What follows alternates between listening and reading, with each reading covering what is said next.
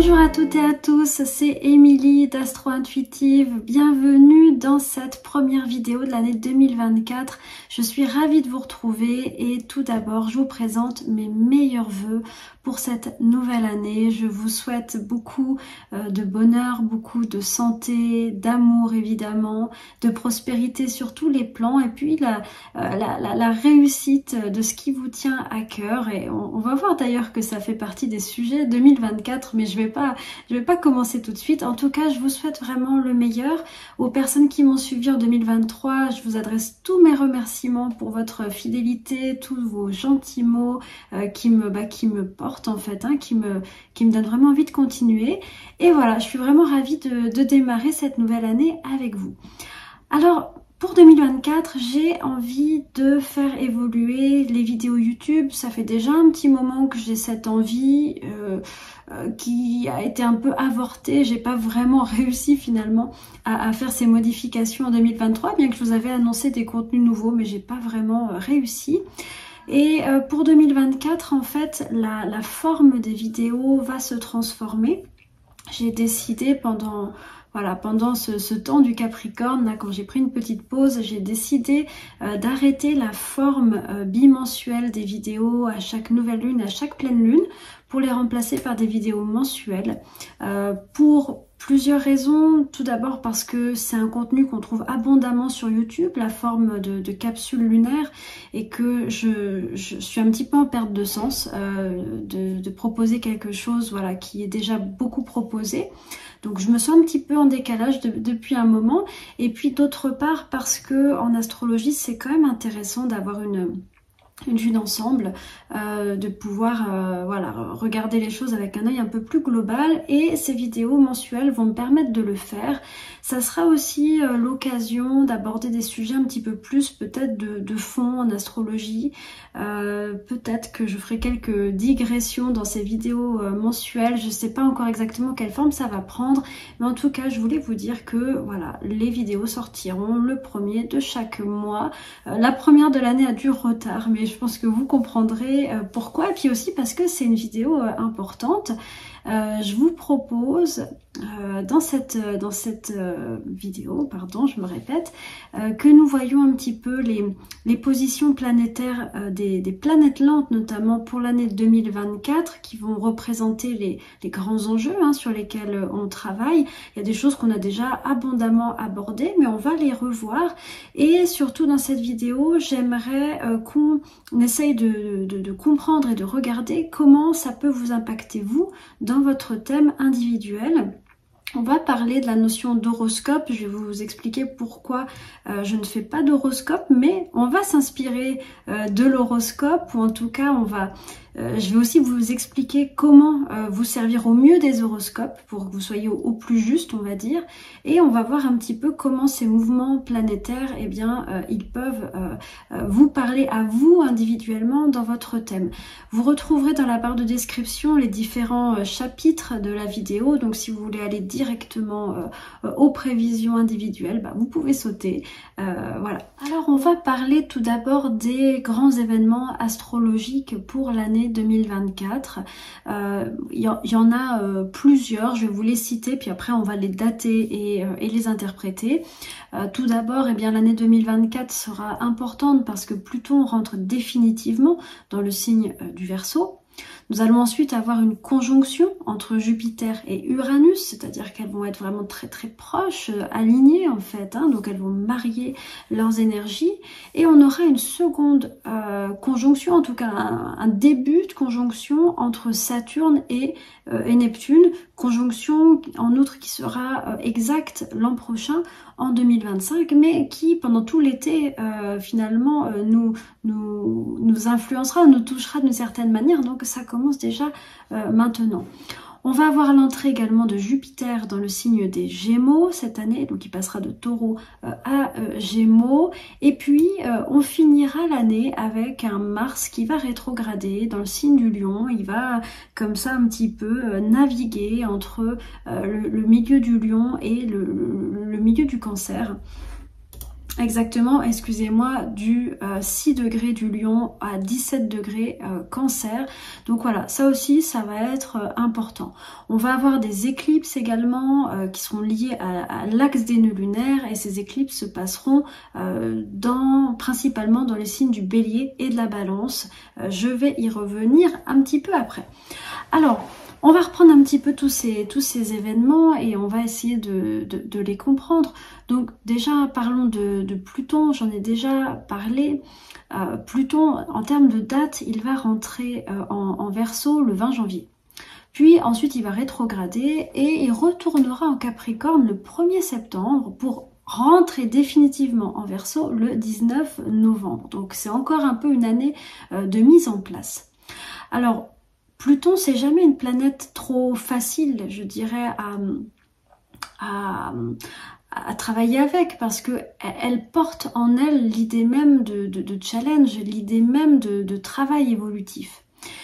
Pluton est une planète avec plusieurs phases, et je pense que en début de transit, comme là on va être en début de transit dans le signe du Verseau, elle nous confronte toujours à une forme d'ombre, à une forme de lourdeur, de peur, ou de choses qu'on va devoir finalement nettoyer. Et là il est question de choses qu'on doit nettoyer au niveau collectif. Donc finalement ce sont toutes les choses liées au Verseau, toutes les ombres du Verseau qui pourraient se manifester pour que ce signe-là, finalement, à la fin de Pluton en Verseau, il soit propre, il soit net en fait, hein, il soit bien sous tout rapport. Donc en somme, on va travailler ici sur quoi avec Pluton en Verseau? Eh ben, le Verseau, il représente plusieurs choses. Il représente la notion de liberté des peuples. Il représente la notion de collaboration, de vision collective. Et il représente tout ce qui concerne le progrès. Donc évidemment que on va peut-être voir, et ça a déjà un peu commencé dans les événements, des choses qui peuvent nous faire peur, ou des choses qui peuvent être un petit peu lourdes ou un petit peu sombres concernant ces notions-là. Donc par exemple, peur de perdre des formes de liberté, peur de perdre des formes démocratiques par exemple. Ça peut être une forme de Pluton en Verseau, il peut y en avoir plein. Une manifestation très, très concrète qu'on a eue lors de la première entrée de Pluton en Verseau, c'est l'émergence de l'IA. Ça c'est extrêmement significatif, c'est-à-dire qu'on a un outil de progrès, donc l'intelligence artificielle, mais qui nous fait peur quelque part, parce qu'on ne sait pas, on ne sait pas finalement comment il va être utilisé. Avec Pluton, il y a toujours une notion de pouvoir, et il y a toujours un peu une notion, il y a une idée qui est, on va pouvoir résoudre les problèmes auxquels on est confronté en faisant preuve de force. C'est jamais tout doux, c'est jamais tout simple, ça se passe pas tout seul. Et donc, j'imagine que sous Pluton en Verseau, il va y avoir peut-être on va devoir prendre un petit peu notre pouvoir pour faire respecter, j'imagine, une forme de liberté, pour faire pour encadrer aussi l'émergence de ces nouveaux progrès. On va avoir vraisemblablement une très forte émergence de progrès au niveau collectif au moment où, ça arrive gentiment, où Pluton va former un trigone à Uranus. Uranus, bientôt, il rentrera dans le signe des Gémeaux, qui est un signe d'idées, qui est un signe intellectuel. Et là, le mariage entre Pluton Verseau et Uranus Gémeaux exprime vraisemblablement une très forte évolution technologique, avec vraiment des nouvelles émergences. Je vous invite à regarder les travaux de Valérie Darmandy qui en parle beaucoup. C'est très intéressant. Mais là, ça va être vraiment un aspect civilisationnel important. En tout cas, le fait que Pluton soit impliqué, ça nous dit ce n'est pas anodin. Il peut y avoir des dangers, il peut y avoir des ombres, il peut y avoir des prises de pouvoir par les nouvelles technologies, ou des prises de pouvoir qui vont contraindre nos libertés, qui vont les entraver. Ça, c'est les deux sens les plus évidents. Voilà. Par rapport au Verseau, et ça c'est le postulat de base, donc il ne faut pas en rester là. Ça va être le décor qui va être mis en place. Je vous rappelle par exemple qu'en 2008, quand Pluton est rentré en Capricorne, le décor mis en place, ça a été les scandales financiers, bancaires et la crise de 2008. C'était le début, et donc ça a amené toute une forme de régulation des marchés financiers, etc. Je ne sais pas jusqu'à quel point on a épuré tout ça, mais en tout cas, il y a eu un mouvement pour aller vers ça. Donc Pluton en Verseau va finalement nous faire travailler là-dessus. Je dirais aussi que quelque part ça peut être une énergie qui nous sensibilise de manière beaucoup plus forte aux enjeux collectifs, puisque c'est lié au Verseau. Et Pluton nous dit, tu ne peux pas ne rien faire, tu dois prendre ton pouvoir. Si tu ne le prends pas, tu laisses des choses sombres, des choses lourdes se mettre en place. Donc je pense qu'il va y avoir aussi des choses comme ça, qu'à un niveau individuel, eh bien, on aura peut-être un petit peu plus conscience, c'est ça que je voulais dire, mais confiance, pourquoi pas aussi, en notre pouvoir personnel pour faire bouger le collectif. Bon, c'est un petit peu trop tôt pour en parler, seulement c'est quand même vrai que, c'est vrai, on remarque souvent que quand les planètes rentrent dans un signe, eh bien c'est là qu'on a le plus d'événements liés à ce signe, à cette dynamique. Donc en somme, comment dire, forte émergence des questions du Verseau, forte émergence technologique, mais confrontation à une forme d'ombre, et nécessité finalement de l'épurer, de l'encadrer, de faire en sorte que les choses aillent dans une direction saine, on va dire. Hein. Donc ça, c'est le grand enjeu. Bon, on a un petit peu de temps, hein, ça va durer une vingtaine d'années, donc voilà. On va passer maintenant à la conjonction Jupiter-Uranus, et ça je pense que c'est vraiment la vraie bonne nouvelle de notre année 2024. En termes de... Je trouve que les planètes ont des timings, elles créent des rythmes, elles créent des ambiances. Jupiter-Uranus... Pardon, Pluton par exemple, que j'ai cité juste avant, crée des timings très lents, des choses très larvées, cachées, que l'on finit par découvrir, des choses comme ça. C'est plutôt lent. Alors que Jupiter et Uranus, ce sont deux planètes rapides. Notamment Uranus crée vraiment une notion d'accélération, de choses qu'on n'attendait pas forcément, mais qui se produisent plus vite que prévu. Jupiter, c'est une planète liée à l'expansion, liée aux opportunités.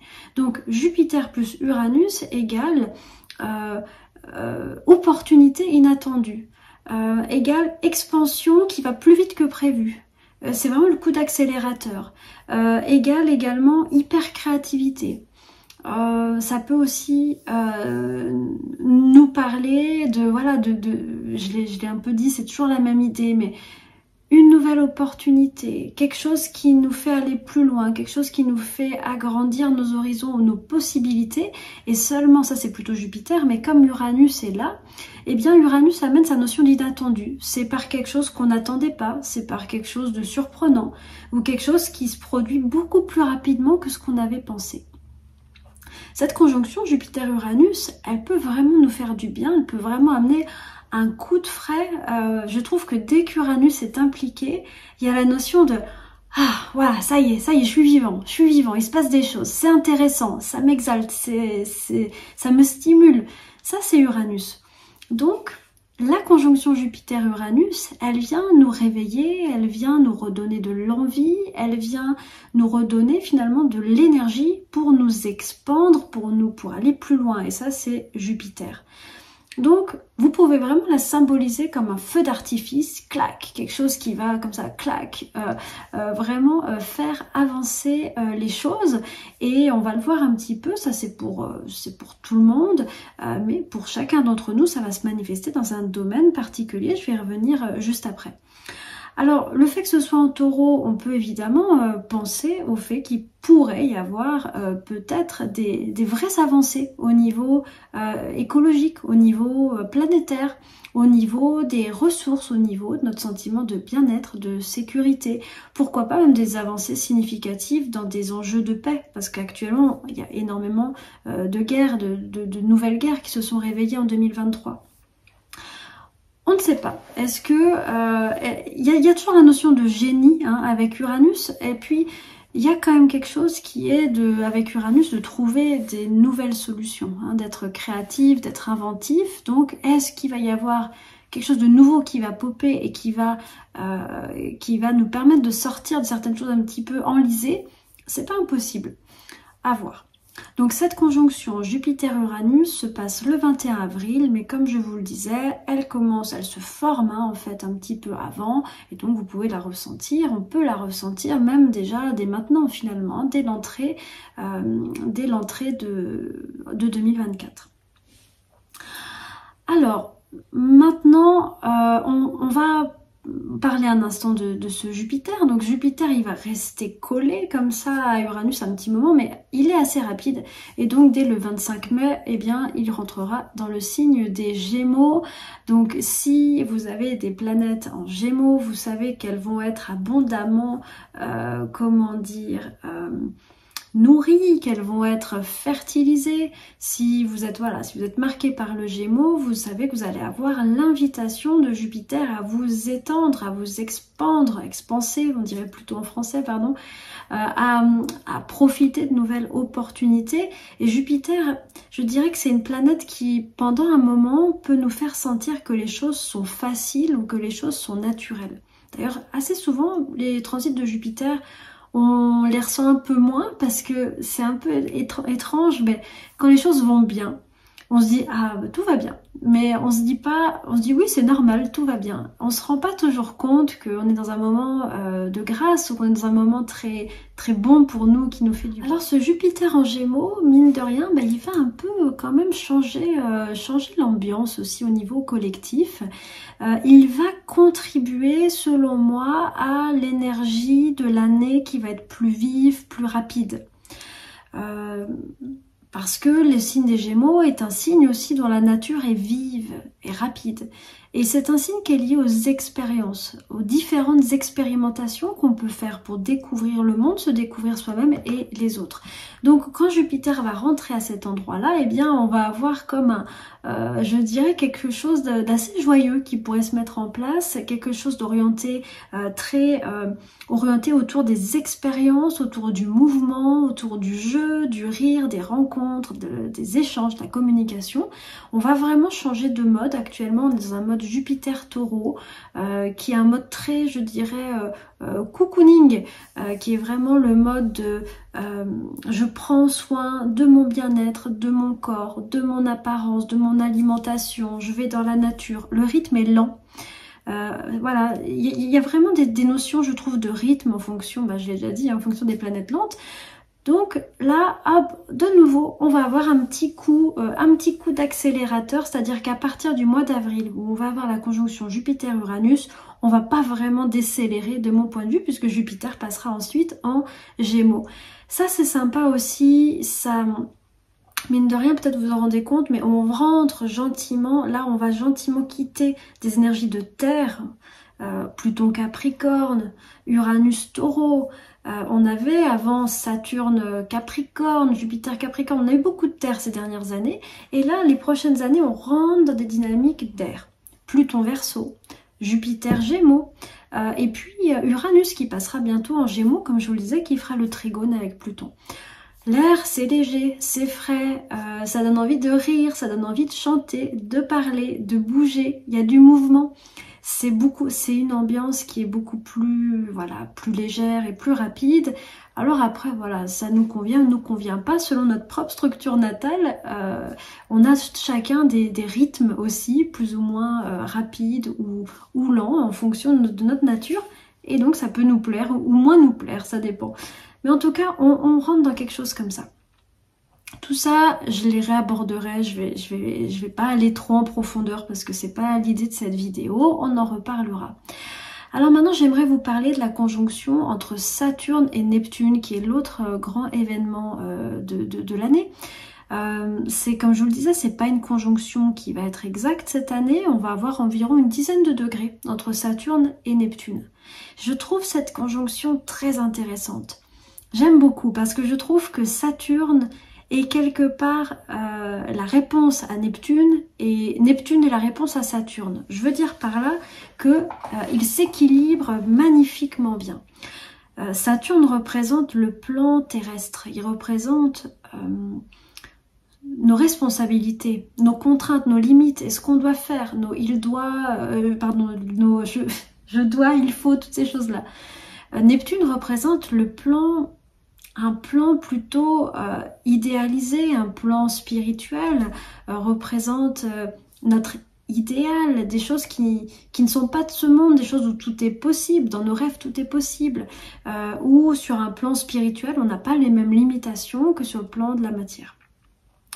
Et en fait, chacun peut être vraiment excessif, hein. Finalement, Neptune peut être complètement dans son monde et déconnecté des réalités. Et puis Saturne peut être tellement terre à terre qu'il en devient complètement déprimé, que sa vie n'a plus de sens. Donc la conjonction Saturne-Neptune est très intéressante. Elle crée vraiment un équilibre. Pour nous, ça va représenter un challenge, ça va représenter un défi très intéressant, qui est celui de concrétiser, c'est Saturne, nos idéaux, nos rêves, ou quelque chose qui représente un idéal. Donc, c'est pas forcément facile. C'est déjà un peu l'idée de Saturne en Poisson. Saturne en Poisson, il essaye de concrétiser quelque chose qui est de l'ordre de l'impalpable. Waouh, amuse-toi. Si vous avez du mal à vous structurer, vous avez du mal en 2023, c'est normal. C'est Saturne en Poisson, c'est compliqué. Bon, on continue cette idée-là. Et forcément, il y a une vraie notion de temps par rapport à l'idéal qui est représenté par Neptune et par les poissons. Pardon si vous n'êtes pas familier en astrologie, mais Neptune, c'est la planète des poissons, donc on a une répétition. Le fait d'avoir Saturne en poisson et Saturne conjoint Neptune, ça nous dit 2 fois de suite la même chose. Ça nous dit il est temps de donner une forme concrète, faire des efforts, c'est Saturne, pour incarner cet idéal.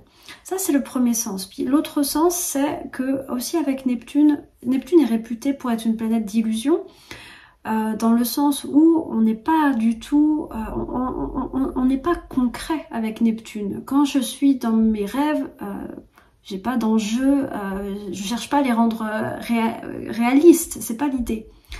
Et en fait, des fois, on a un peu avec Neptune, on est un petit peu décalé finalement, on est un peu dans notre monde où on se rend pas bien compte des réalités auxquelles on doit faire face, puis des fois on se décale. Ça peut être qu'on se rend pas compte je sais pas, peut-être d'un danger qu'on court, on se rend pas compte qu'on dépense trop d'argent, on se rend pas compte d'une réalité relationnelle. Bon, ça peut prendre plein de formes. On se rend pas compte de qui on est, etc. Et Saturne en fait va venir, à mon avis, créer dans l'année un réveil de réalité, en fait une confrontation au réel, et vraiment comme si on pouvait plus voiler la face. Il va falloir qu'on confronte concrètement certaines choses, et en même temps c'est super parce que ça va nous permettre vraiment d'avancer. Voilà, donc ça c'est les 2 grandes idées de Saturne-Neptune, assez précises, assez proche dans l'été, et puis exact en 2025. Voilà. À la fin de l'année, on va avoir également un Mars qui va rétrograder. Alors là, on n'y est pas tout de suite, hein, c'est vraiment au mois de décembre que ça va se passer. Ça va vraiment se passer, comme je vous le disais, entre le 6 degrés du Lion et le 17 Cancer. Donc si vous avez des planètes par là, vous savez que il y aura des choses peut-être à revoir. Et puis que pour tout le monde, je trouve que Mars rétro peut amener une inflammation, peut amener quelque chose qui nous irrite, qui nous énerve, parce qu'en fait l'idée c'est de se retenir pour pouvoir mieux repartir. Ça va très bien marcher avec les bilans de fin d'année du solstice d'hiver 2024, on n'y est pas, mais ça marchera très bien. Par contre, on est souvent un petit peu sur les starting blocks. Voilà. Cependant, ce sera une vraie invitation à revoir certaines choses dans nos actions, dans comment on libère notre énergie, donc dans ce qu'on fait concrètement. Ça peut être des vrais questionnements. Et ça sera d'autant plus vrai dans la maison que ça va habiter. Et je vais y revenir juste après. Voilà. Alors on va parler... On va parler maintenant, je vais passer à la partie un petit peu plus personnalisée. Alors, vous en êtes rendu compte, je ne fais pas d'horoscope tout simplement parce que je trouve que ça manque vraiment de précision et que ça peut vous induire en erreur. Alors déjà, ce que je voulais vous dire, c'est que en fait, les horoscopes, quand on vous les présente, horoscope taureau, bélier, etc., la plupart du temps, on les regarde en lien avec notre signe solaire. On se dit, bah ok, je suis taureau, donc je regarde l'horoscope taureau. Seulement, en fait, comment et dresser un horoscope. Je vais vous l'expliquer parce que vous allez comprendre que c'est un petit peu décalé, ça marche pas très bien. En tout cas, ça marche pas très bien de prendre son signe solaire. Un horoscope, en fait, quand un astrologue monte un horoscope, eh bien, il va mettre le signe, si je monte un horoscope taureau, je vais mettre le signe du taureau, en fait, à l'ascendant. Et ça va me permettre, je vais monter un thème au 1er janvier avec un ascendant taureau. Et comme ça, je vais pouvoir voir où sont les planètes lentes dans les différentes maisons du thème natal. Donc les maisons, ce sont les différents secteurs de vie. Et donc je vais pouvoir dire, pour vous, les taureaux, eh bien je vois que la conjonction Jupiter-Uranus a lieu dans telle maison, je vois que Saturne va être dans telle maison, etc. Et c'est comme ça qu'on va faire des prévisions. Le problème, c'est que si on emploie, si on se dit, chouette, horoscope taureau, moi je suis soleil taureau, j'écoute l'horoscope, c'est complètement décalé, c'est-à-dire que les positions que vous allez avoir ne seront pas du tout celles que vous aurez en réalité dans votre thème astral. Les planètes lentes ne tomberont pas dans les mêmes maisons parce que vous êtes peut-être ascendant balance, voilà. Donc ça ne va pas marcher. Donc mon grand conseil déjà, quand vous regardez des prévisions d'horoscope qui sont voilà, des travaux très intéressants, prenez votre signe ascendant, ne prenez pas votre signe solaire, c'est vraiment mon grand conseil si vous voulez avoir quelque chose qui va être le plus sur mesure par rapport à vous. Prenez votre signe ascendant, les horoscopes sont créés comme ça. Alors je trouve que ce n'est pas assez précisé et ça peut des fois créer un petit peu ça se court-circuite en fait finalement parce que vous allez écouter une prévision qui est pas vraiment adaptée à votre thème. Alors mon second conseil aussi, c'est de monter votre thème astrologique sur par exemple Astrothème ou astro.com et puis de pouvoir bien vérifier par vous-même dans quelle maison tombent dans quelle maison tombent les planètes dont on parle, notamment dans quelle maison tombe la conjonction Jupiter-Uranus. Parce que même si vous regardez un horoscope, ce qui se passe c'est que un ascendant taureau, on peut être ascendant taureau à 0 degré du taureau, à 15 degrés, à 29 degrés, et ça va bouger en fait. La conjonction Jupiter-Uranus, ça sera pas forcément dans la même maison, et d'autant plus si vous n'êtes pas né au même endroit, eh bien vous allez avoir des maisons plus ou moins larges. Donc vraiment, mon conseil, c'est de toujours vérifier. Et puis des fois, vous allez être obligé de regarder une prévision pour un ascendant bélier parce que ça marchera pour vous. En fait, ça tombera au bon endroit. Vous comprenez ce que je veux dire? Donc vraiment, essayez de... Ça demande un peu d'autonomie, ça demande un petit peu de se plonger dedans, mais vous allez avoir en fait vous allez avoir des informations beaucoup plus précises. Donc c'est ça que je voulais vous dire, c'est ce pourquoi je ne fais pas d'horoscope vraiment personnalisé parce que je trouve que ça peut induire en erreur en fait les personnes. Mais donc on va travailler ensemble pour essayer de voir dans quelle maison de votre thème de naissance tombent ces différentes conjonctions. Et notamment j'aimerais bien qu'on voit ensemble où tombe la conjonction Jupiter-Uranus, où tombe la conjonction Saturne-Neptune et également où tombent les éclipses. On va en parler juste après. Voilà, si vous aimez ce contenu, n'hésitez pas à vous abonner, à partager. Voilà, moi ça m'aide, ça me fait avancer. Alors il y a plein de manières de trouver où sont ces conjonctions dans votre carte. Ici je vais vous présenter peut-être avec astro.com si vous voulez. Donc voilà, vous allez tout simplement sur astro.com, il vous faut créer un compte. Vous allez ensuite dans horoscope gratuit, carte du ciel et calcul, carte du ciel diverses. Et puis donc là je vais prendre ma carte.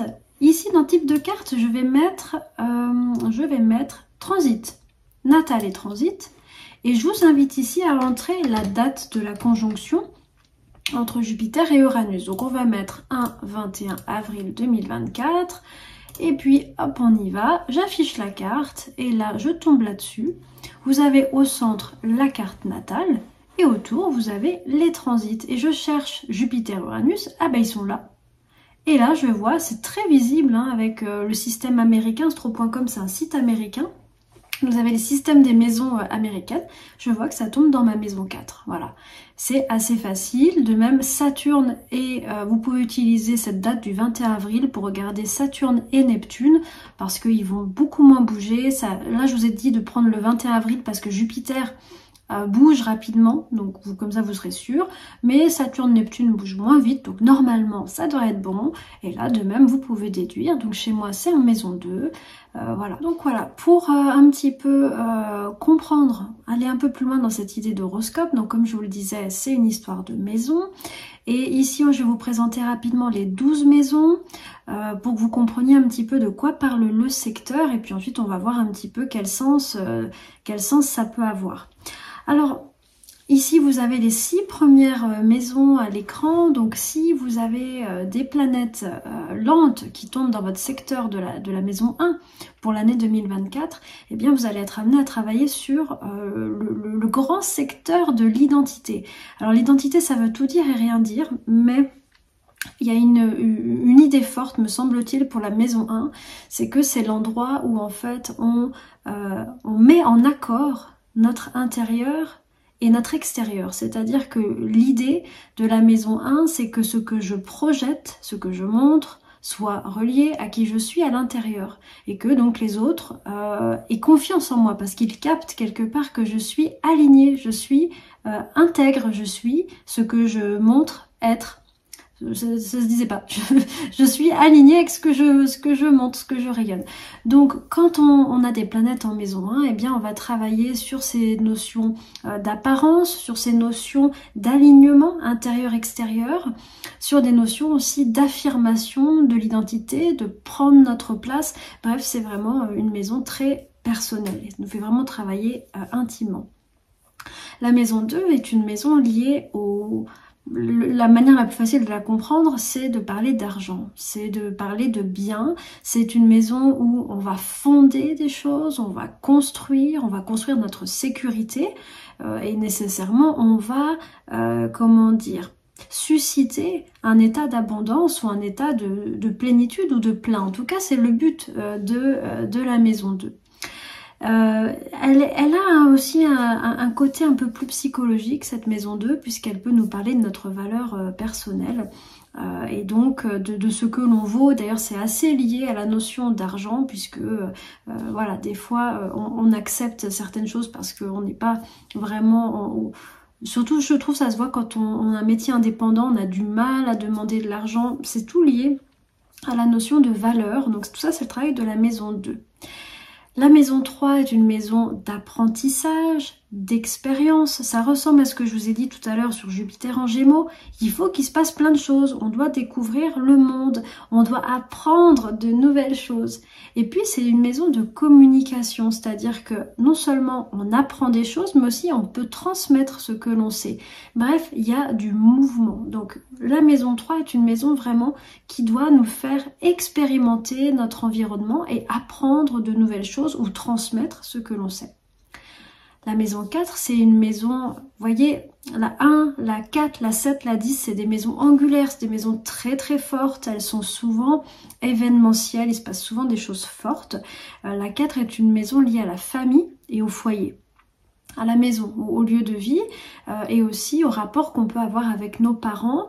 Moi j'aime bien y mettre les enfants, je sais que certains astrologues mettent les enfants dans la maison 5 et effectivement, mais la notion de clan, de famille, c'est quand même très très relié à la maison 4 et donc quand on a des planètes voilà, qui en transit, qui se passent dans cette maison, eh bien ce secteur va être activé.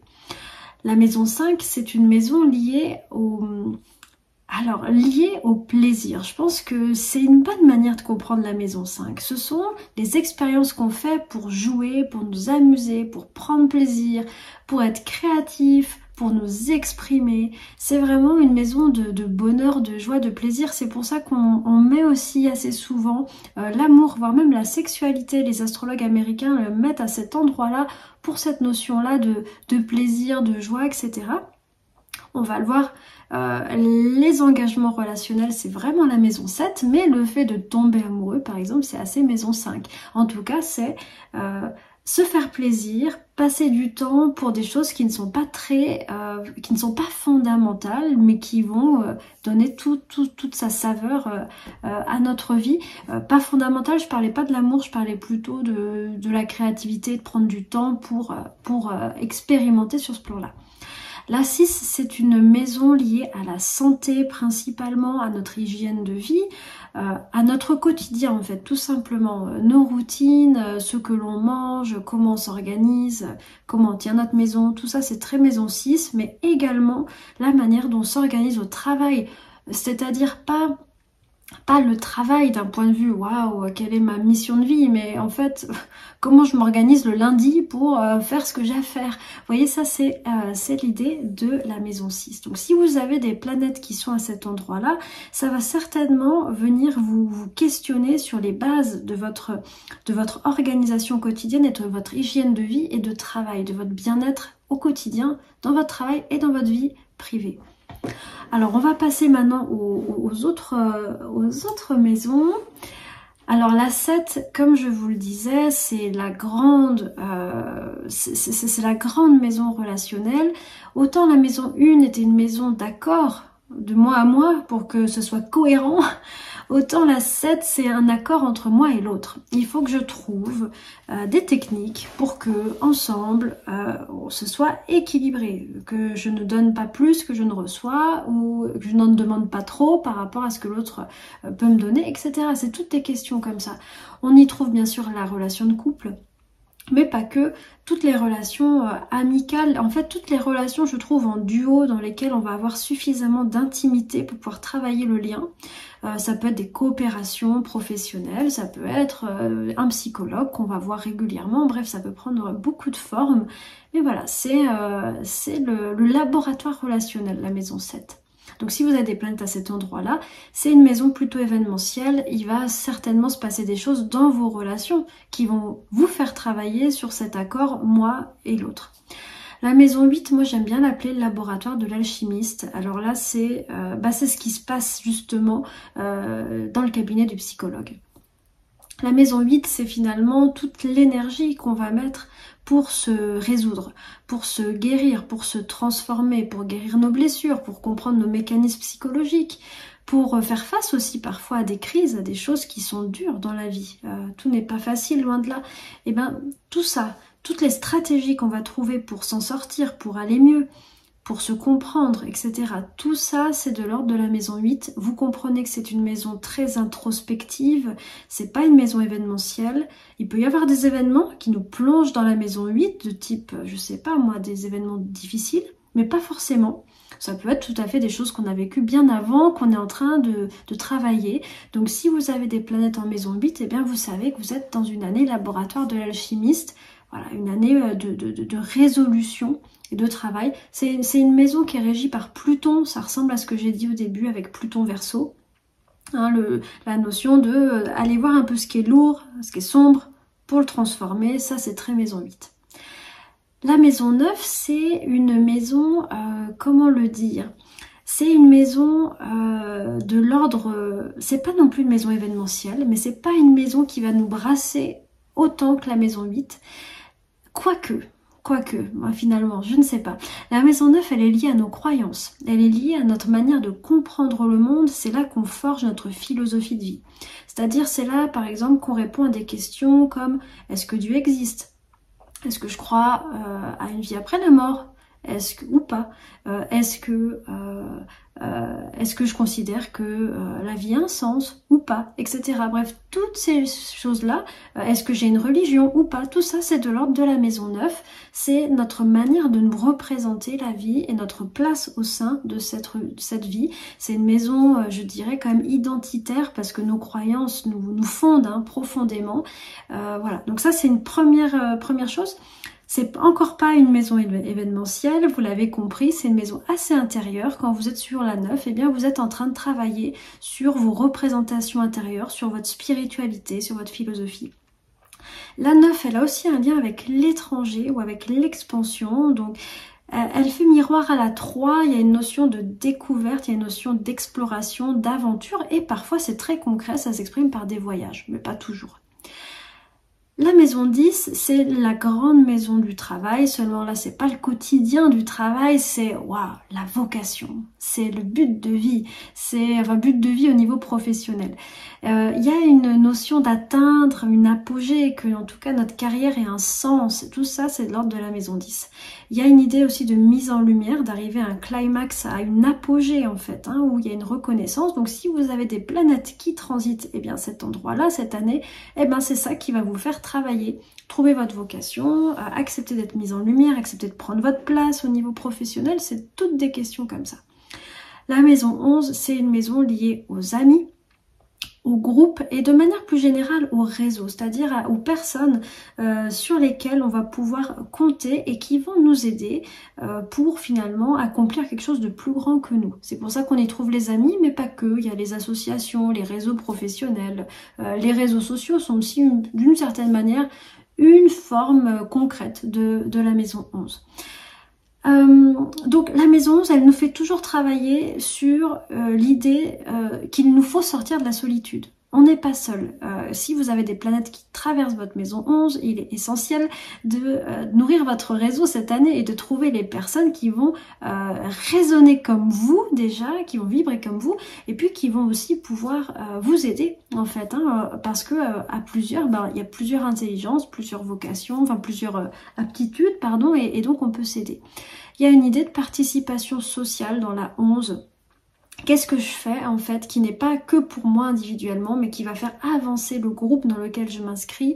Ce groupe, ça peut être tout simplement ma famille, ça peut être le groupe de mes amis, ça peut être aussi ma ville, ça peut être ma communauté, mon pays, ça peut prendre plein de formes. Enfin, la maison 12, dernière maison, c'est une maison de retraite. Alors là, s'il y a bien une maison qui n'est pas événementielle, c'est la maison 12. Quoique, encore une fois, c'est comme la 8, des fois il y a des événements qui vous amènent à être en retraite, c'est-à-dire à prendre du recul, à vous reposer, à ne rien faire. C'est vraiment le moment où il est conseillé, je dirais, de se couper d'une certaine manière des bruits du monde pour écouter ce qu'il y a à l'intérieur de nous et nourrir notre vie intérieure. Et il y a une idée de lâcher prise aussi, d'accepter que certaines choses s'arrêtent, que voilà, on pardonne, on passe à autre chose, on abandonne.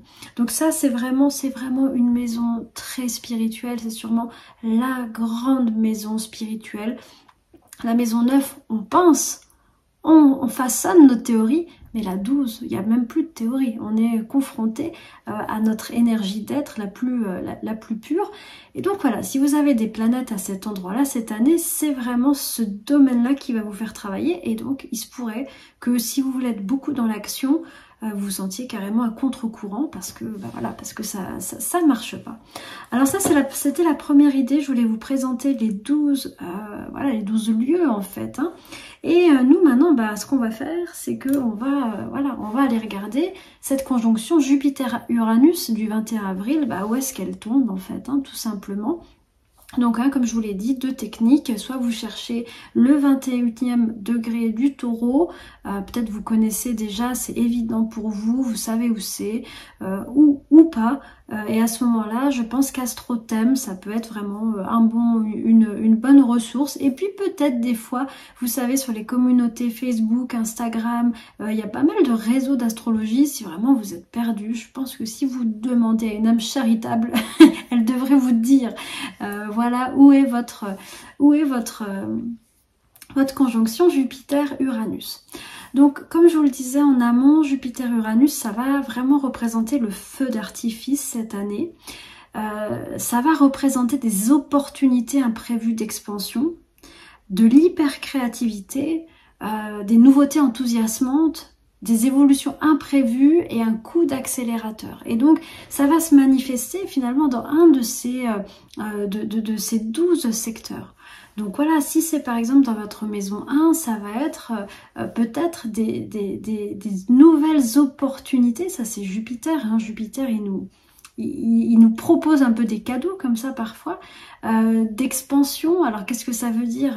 Tout simplement peut-être une meilleure compréhension de soi, être dans des situations où on doit prendre le lead par exemple, une nouvelle compréhension de son identité, une nouvelle compréhension de son corps, une nouvelle compréhension de ce qu'on veut projeter dans le monde, de ce qu'on veut, de comment on veut que les autres nous perçoivent. À noter si vous avez Jupiter-Uranus en maison 1 et si vous avez des planètes en 1 de manière générale, c'est une maison événementielle, mais c'est une maison événementielle qui doit venir de vous, c'est-à-dire que c'est à vous d'initier, c'est à vous vraiment d'appuyer sur l'accélérateur. Voilà, si vous avez Jupiter-Uranus en 2, eh bien ça peut être, ça va vous demander comment vous pouvez faire pour accroître ce sentiment de confort matériel, de sécurité, de bien, de valeur. J'en profite pour dire, je crois que je l'ai dit, je sais plus, mais Uranus, il a quand même une notion d'imprévu, enfin oui, je l'ai dit, et donc il peut y avoir dans l'année des choses qu'on n'attendait pas, et puis voilà, vraiment des opportunités inattendues, et à nous de prendre la balle au bond, si on considère que ça va nous faire aller dans une bonne direction. En tout cas, là, Jupiter-Uranus, c'est être en 2, ça va être à l'écoute de comment on pourrait grandir en termes de sécurité, d'abondance, de prospérité. C'est pas toujours financier. Et je trouve d'ailleurs que, c'est pas toujours financier, mais ça l'est quand même souvent, pardon. Et je trouve aussi que la maison 2, c'est une maison où il est question de pouvoir en fait utiliser nos forces et les convertir en abondance. C'est-à-dire, par exemple, si on a un travail où on utilise ce pourquoi on est fort, et ben là c'est parfait, c'est l'idée même de la maison 2. Voilà, donc Jupiter-Uranus va vous électriser par rapport à ça. Jupiter-Uranus en 3, ça va nous parler de nouveaux apprentissages, de nouvelles expériences. C'est pas forcément des grands apprentissages, mais ça peut être décider de partir faire un week-end avec quelqu'un qu'on aime, décider d'aller explorer une nouvelle ville, décider d'apprendre quelque chose de nouveau. Il y a beaucoup de mouvements. Jupiter-Uranus en 3, c'est très enthousiasmant, il faut que ce soit léger, mais ça risque d'être une année qui bouge, où vous allez avoir beaucoup d'expériences. Vraiment, c'est un peu notre cadeau Jupiter-Uranus cette année, donc voilà, il faut en profiter. Si c'est en maison 4, eh bien, ça va être des nouveautés ou des opportunités qui vont concerner la famille. Alors, est-ce que ça peut être l'arrivée d'un nouveau membre? Est-ce que ça peut être des responsabilités familiales qui s'allègent, des relations parentales, familiales qui se transforment et qui deviennent plus agréables, un nouveau lieu de vie, des choses comme ça, ou des changements au sein de notre lieu de vie, tout ça c'est l'idée de la maison 4. Si c'est en maison 5, eh bien là ça ressemble aussi un petit peu à la maison 3, mais c'est, alors évidemment Jupiter-Uranus en 5, ça nous évoque un petit peu, pourquoi pas une histoire d'amour enthousiasmante, exaltante, peut-être imprévue, mais aussi une grande créativité, une espèce d'ébullition, j'allais dire émulsion, mais pas du tout, d'émulation, d'émulation créative, mais aussi pourquoi pas le fait de s'investir dans un divertissement, dans un loisir, dans quelque chose, voilà, quelque chose qui est complètement nouveau, puis qui vous... Il n'y a pas d'enjeu, c'est juste super agréable, c'est juste rafraîchissant, ça vous fait rire, ça vous fait du bien. Voilà, ça serait aussi l'idée de Jupiter-Uranus en 5. En maison 6, eh bien, ça va venir amener un peu un petit coup de frais, on va dire, sur le quotidien, sur vos routines de vie, vos routines de travail. N'hésitez pas, ça je l'ai pas dit pour toutes les autres maisons, mais n'hésitez pas en fait à être, comment dire, à être... inventif, créatif, à inventer des nouvelles choses. C'est vraiment l'idée. Pareil, Jupiter-Uranus en maison 2, je reviens là-dessus, il faut être inventif pour générer une nouvelle forme d'abondance. C'est toute cette idée-là avec Uranus. Donc là, Jupiter-Uranus en 6, c'est l'idée de comment je peux rendre mon quotidien plus agréable, plus vivant, plus intéressant, plus nourrissant, comment mon travail peut devenir plus motivant, voilà, c'est toutes ces questions-là. Y a-t-il aussi des réformes peut-être que je dois faire au niveau de mon travail? Est-ce qu'il y a un nouveau départ peut-être? Ça peut être des questions comme ça. Si c'est en maison 7, eh bien forcément cette opportunité imprévue d'expansion, elle concerne une autre personne. Donc ça peut être l'arrivée dans votre vie d'une nouvelle personne ou alors un nouvel investissement dans une relation déjà existante. En tout cas, le jeu de la maison 7 ne peut se passer qu'avec quelqu'un d'autre. Donc il y a quelque chose qui se joue avec une autre personne, un amoureux, amoureuse, un enfant même pourquoi pas, un collaborateur, un ami, une amie, voilà, toutes ces choses-là. Et c'est là qu'il y a quelque chose d'enthousiasmant, qu'il y a quelque chose qui se crée, qu'il y a quelque chose dans lequel on progresse, on avance. Voilà, on découvre mieux ce qui nous convient et on a aussi des sources de satisfaction, de plaisir dans le champ de la maison 7. Voilà, faut voir cet endroit comme un territoire d'expérimentation, je dirais, pour l'année 2024. N'oublions pas quand même par rapport à, comme ce que je disais, par rapport à la maison 7, elle n'est pas toujours très douce cette maison 7 parce que c'est là où vous vous adaptez à l'autre et l'autre doit s'adapter à vous. Donc l'idée c'est que ce soit juste. Et c'est des fois il faut être inventif pour que ça marche parce qu'on a tous des profils, certains prennent le lead et d'autres sont plus suiveurs et c'est pas toujours évident de faire cette énergie-là, cette idée-là de la maison 7. Si vous avez Jupiter-Uranus dans votre maison 8 cette année, eh bien en fait ça va être une année assez introspective et Jupiter-Uranus pourrait vraiment provoquer des insights, des compréhensions psychologiques très importantes sur votre fonctionnement, sur peut-être votre passé, vos blessures de l'enfance, sur certains schémas dans lesquels vous êtes de manière répétitive. Uranus, il va vraiment avoir un rôle de révélateur, de mise en lumière. Ça pourrait être aussi, pourquoi pas, le fait de rencontrer un nouveau thérapeute, quelqu'un pour vous accompagner dans ce chemin, ou un livre, ou une discipline qui vous permet d'explorer en fait tout ça et puis de vous alléger parce que l'idée c'est quand même ça, la 8 c'est pas d'aller dans le dur pour le dur, c'est voilà qu'on puisse libérer certaines casseroles et qu'on puisse avancer plus léger. Alors je trouve aussi que la 8 c'est une maison de révélation personnelle, c'est une maison d'inconscient. Il y a des choses dont on n'a pas conscience. Donc il peut y avoir des événements voilà, qui nous permettent de prendre conscience de certaines choses chez nous. Voilà, typiquement je pense à la découverte d'une passion, que ce soit une passion pour une discipline ou une passion pour quelqu'un, ça peut arriver. Ça parle très souvent d'éléments de soi qui se réveillent en fait et que voilà, en fait c'est pas tellement lié à la discipline ou à l'autre, mais c'est aussi beaucoup lié à nous et à ce que ça nous fait. Donc ça pourrait être des choses comme ça. Jupiter-Uranus en 9, est-ce que ça pourrait nous parler, pourquoi pas, d'un voyage ou d'une confrontation avec une culture étrangère qui pourrait être exaltante, qui pourrait nous aider à accroître notre vision du monde, mais ça pourrait aussi... ça peut aussi parler, il y a encore la notion de révélation, de prise de conscience, et il me semble ici que c'est une prise de conscience, non pas psychologique, mais philosophique, spirituelle, voire même religieuse, pourquoi pas. Il y a une idée de quelque chose qui vient vraiment modifier notre vision du monde. Et ça semble, c'est une phrase bateau, mais quand ça nous arrive, c'est énorme. C'est vraiment quelque chose de complètement fondateur en fait.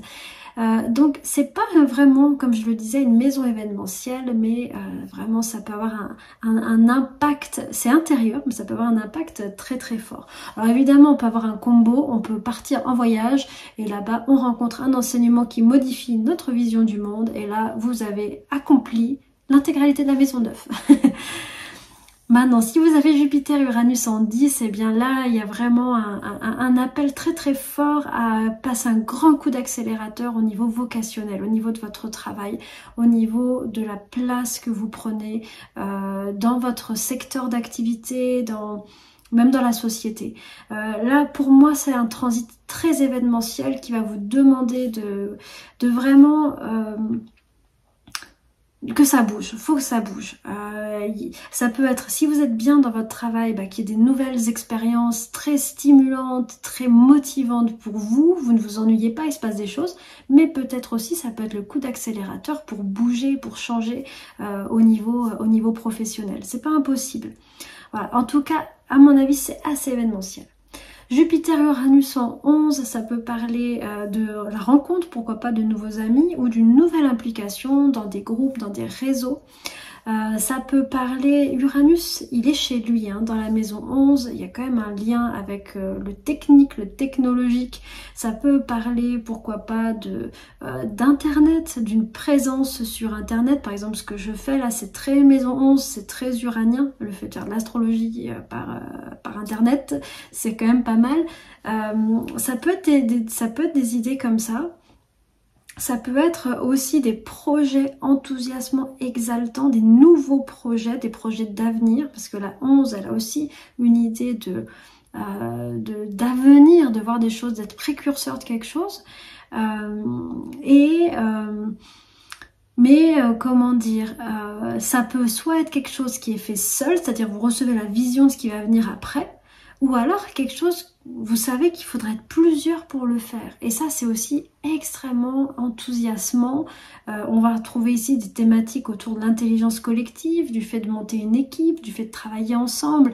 Ça pourrait être des idées Jupiter-Uranus en maison 11. De manière plus simple, ça peut aussi être la découverte de nouveaux groupes, de nouvelles activités collectives qui vous font du bien et qui qui amènent ce petit coup de frais dont on avait besoin. Enfin, Jupiter-Uranus en 12, ça parle vraiment, à mon avis, d'une révélation, je dirais même jusque-là, de révélation spirituelle intérieure. C'est un peu particulier parce que la 12 est une maison très calme et Jupiter-Uranus, c'est vraiment le feu d'artifice, donc ça c'est très spécial.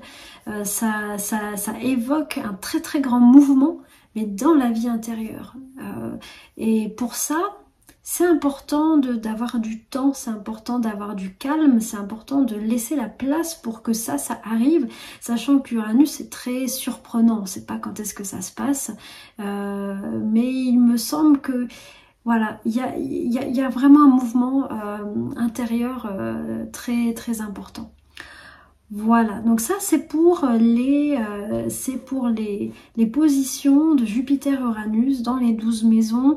Je vous laisse un petit peu peut-être y réfléchir. J'ai préparé un document, vous pouvez le télécharger sur mon site. Ça vous permettra en fait de pouvoir noter vos impressions, vos idées par rapport à ce transit. Et puis en fin d'année, voir un petit peu ce qui s'est passé concrètement par rapport à ce Jupiter-Uranus. Voilà. Alors, maintenant, on va un petit peu continuer. Là, Jupiter-Uranus, c'est vraiment le coup de feu, le feu d'artifice, comme je vous le disais. Mais on va avoir un autre boulot, un autre taf cette année, qui est la conjonction Saturne-Neptune, plutôt valable dans l'été 2024. Alors je vais pas repasser les 12 secteurs, je l'ai fait volontairement pour que vous ayez un peu une idée, ça permet aussi de vous les approprier. Moi je crois beaucoup aussi à l'interprétation personnelle, je pense vraiment qu'on est complètement capable de ressentir les choses, mais ce que je veux vous dire c'est que là où est Saturne dans votre thème en 2024, la maison dans laquelle il traverse, vous allez nécessairement, là ça peut vraiment aussi créer de l'événement de manière générale, et quelle que soit la maison, parce que Saturne est une planète concrète, et que Saturne va vous demander de prendre en main. Vous voyez, dans les mots-clés ici, on a besoin de structurer un domaine. Ça, c'est la grande idée même de Saturne en maison. En somme, on peut vraiment, la plupart des consultations d'accompagnement en astrologie à l'année se basent, il n'y a pas que ça, mais sur la position de Jupiter en maison, c'est-à-dire là où on va avoir une expansion, c'est ce que j'ai abordé juste avant, mais aussi là où est Saturne. Et le Saturne, c'est vraiment ce qui va parfois challenger la personne, mais là aussi, elle va pouvoir obtenir, je trouve, le plus de gratification, parce qu'elle a fait des efforts et que les efforts ont payé. il y a un appel. Oui, on pourrait voir ça comme une idée de rangement. Je pense que c'est pas mal de le dire comme ça. La maison dans laquelle est Saturne, eh bien, c'est une maison qu'il va falloir ranger et rendre un petit peu nickel, quoi. Organisé, structuré, carré. Ça doit plus être freestyle, ça doit être maîtrisé. Vous devez être en maîtrise de ce domaine. Donc, si c'est un Saturne en maison 2, vous devez être en maîtrise de vos finances. Si c'est un Saturne en maison 7, vous devez être en maîtrise de vos relations. Si c'est un Saturne en maison 6, vous devez être en maîtrise de votre santé. Vous pouvez reprendre la carte avec le sens des maisons qu'on a vu juste avant et vous mettez le mot maîtrise et ça marche très très bien. Saturne en 1, maîtrise de l'identité. Saturne en 11, maîtrise des groupes, maîtrise de la participation sociale, etc., etc. Un autre mot-clé qui marche très bien, c'est effort. Effort pour que ce secteur fonctionne bien, pour grandir dans ce secteur, bah même je dirais effort pour le maîtriser. Ouais, non, voilà, ça c'est encore mieux. Effort pour le maîtriser. Voilà, donc je vous laisse regarder où est Saturne dans votre thème, c'est tellement intéressant et vraiment ça dirige tellement une année en fait, hein. Ça vous donne vraiment des orientations très précises. Alors il faut comprendre aussi que c'est un peu particulier cette année parce que avant ça, avant Saturne, on avait Neptune dans la maison que Saturne habite actuellement. Et en fait, Neptune est une planète qui nous a rendus très idéalistes par rapport à ce domaine. Idéaliste ou un peu nébuleux, c'est-à-dire qu'on n'a pas forcément une vision très claire. Si vous avez Neptune en maison 1, vous n'avez pas une vision très claire de votre identité, de l'image que vous projetez aux autres. C'est pas très clair. Si vous avez Neptune... si vous avez Neptune par exemple en maison 5, eh bien c'est pas très clair ce qui est vécu au niveau amoureux, vous pouvez vous perdre aussi dans des plaisirs. Il y a un côté un peu, vous savez, marcher un peu, peut-être pas dans les sables mouvants, parce que ça rend pas hommage à Neptune, parce que c'est une très très belle planète hein, qui est vraiment là pour nous faire toucher du doigt un idéal, mais seulement des fois on se perd un peu. On se perd un peu dedans, puis elle nous rend pas très pragmatiques. Donc jusqu'à présent, on était un peu cool, cool Raoul avec ce Neptune dans notre maison, tranquille. Et là, Saturne arrive en disant, bon, tu vas m'arranger tout ça, tu vas faire propre maintenant. Vous voyez un peu l'idée? Donc, mais c'est génial. On va avoir une vision un petit peu plus réaliste et en même temps, on va peut-être parvenir à concrétiser les idéaux que l'on a. Alors ça perdra toujours un petit peu, c'est sûr et certain. Un idéal, il n'est pas valable sur le plan concret, mais on va pouvoir s'en inspirer. Donc voilà, c'est pour ça que je vous ai mis en mots-clés concrétiser un idéal, donner vie à un rêve, sortir d'illusions d'approximation, prendre en main une situation. Voilà, je sais pas, moi si par exemple j'ai un Neptune en maison 8, eh bien jusqu'à présent j'étais un peu perdue dans mon laboratoire de l'alchimiste, j'avais pas vraiment une compréhension claire de mes schémas psychologiques, de pourquoi je revivais certaines choses, j'étais un peu en train de patiner en fait. Et en même temps, peut-être je pouvais idéaliser certaines personnes ou certains événements de mon chemin de vie. Et là, Saturne arrive et il va m'aider en fait à avoir des outils concrets, il va m'aider à y voir plus clair, etc. Bref, vous avez compris. Donc regardez dans quelle maison ça se passe. Et même avec Saturne, vous pouvez prendre des intentions. Déjà, je vous invite à voir est-ce que vous ressentez déjà l'injonction de Saturne dans cette maison. Et c'est complètement possible parce que Saturne reste 3 ans, quasiment 3 ans dans une maison. Donc il est probable que ça fasse déjà un petit peu de temps qu'il est là. Est-ce que vous sentez le défi que ça peut représenter et auquel cas qu'est-ce que vous mettez en place concrètement? Ça c'est des très bonnes questions pour Saturne. Et maintenant, alors on va finir cette vidéo avec les éclipses dont je vous ai pas parlé avant. Donc ici, on a les 4 éclipses de l'année. Vous savez que les éclipses sont toujours par 2. Elles ont lieu à 6 mois d'intervalle. En fait, elles sont liées au nœud lunaire, à l'axe des nœuds lunaires. Donc chaque fois que le soleil et lune sont dans le zodiaque aux approches des nœuds lunaires. Donc actuellement, les nœuds lunaires sont dans l'axe bélier-balance. Et donc, on va avoir quand on rentrera, quand le soleil sera en bélier, Et en balance, ça sera la période des éclipses. Donc ici, on a une éclipse de lune pénombrale. La première, c'est le 25 mars 2024. On est à 5 degrés de la balance pour la lune, donc 5 degrés du bélier pour le soleil. Ensuite, c'est suivi d'une éclipse totale le 8 avril à 19 degrés du bélier. Celle-ci, elle doit attirer notre attention. Je pense qu'elle sera très forte, on en reparlera. Ensuite, on sera plutôt à l'équinoxe d'automne. Donc là, vraiment les éclipses, elles sont sur les équinoxes. C'est très intéressant. On a une éclipse de lune partielle le 18 septembre à 25 degrés des poissons. Donc là, on commence déjà à voir que en 2025, les nœuds lunaires glisseront dans l'axe Vierge-Poisson. Donc on a la première éclipse en Poisson. Cette éclipse-là de lune, c'est celle qui sera la plus proche. Elle se passera vraiment au moment de la conjonction Saturne-Neptune. Donc là aussi, on a vraiment un point de, pas de vigilance, mais une date, un timing assez intéressant. Et enfin, on finira avec une éclipse solaire annulaire le 2 octobre à 10 degrés de la balance. Si vous avez des planètes à ces endroits-là, je dirais à environ 5 degrés de ces points-là, donc 5 degrés avant, 5 degrés après, ces éclipses, ces moments pourraient être particulièrement importants pour vous. Il peut y avoir des événements, vraiment là je pense qu'on peut parler d'événements avec les éclipses. Je trouve qu'elles sont très événementielles. Et souvent, en fait, l'idée même d'éclipse, c'est une idée de changement, de choses qui se terminent et de choses qui démarrent. Un peu de mise à jour en fait, hein, en somme, ça peut ressembler un peu à Uranus quelque part.